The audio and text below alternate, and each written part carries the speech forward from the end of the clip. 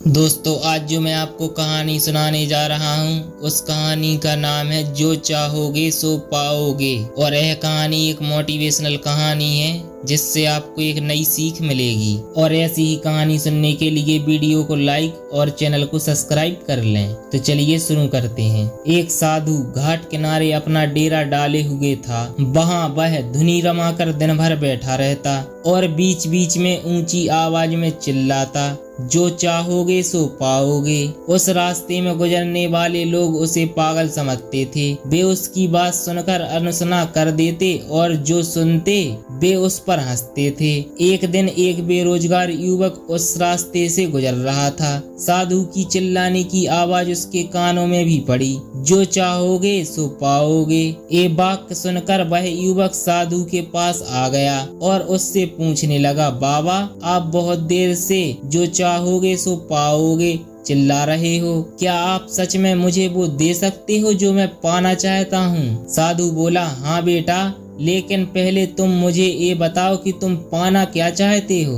बाबा, मैं चाहता हूँ कि एक दिन मैं हीरों का बहुत बड़ा व्यापारी बनूं। क्या आप मेरी ये इच्छा पूरी कर सकते हैं? युवक बोला, बिल्कुल बेटा, मैं तुम्हें एक हीरा और एक मोती देता हूँ। उससे तुम जितने चाहो हीरे मोती बना लेना। साधु बोला। साधु की बात सुनकर युवक की आंखों में आशा की ज्योति चमक उठी। फिर साधु ने उसे अपनी दोनों हथेलियां आगे बढ़ाने को कहा। युवक ने अपनी हथेलियां साधु के सामने कर दी। साधु ने पहले उसकी एक हथेली पर अपना हाथ रखा और बोला, बेटा, ये इस दुनिया का सबसे अनमोल हीरा है। इसे समय कहते हैं। इसे जोर से अपनी मुट्ठी में जकड़ लो। इसके द्वारा तुम जितने चाहे उतने हीरे बना सकते हो। इसे कभी अपने हाथ से निकलने मत देना। फिर साधु ने अपना दूसरा हाथ युवक की दूसरी हथेली पर रखकर कहा, बेटा, ये दुनिया का सबसे कीमती मोती है। इसे धैर्य कहते हैं। जब किसी कार्य में समय लगाने के बाद भी वांछित परिणाम प्राप्त ना हो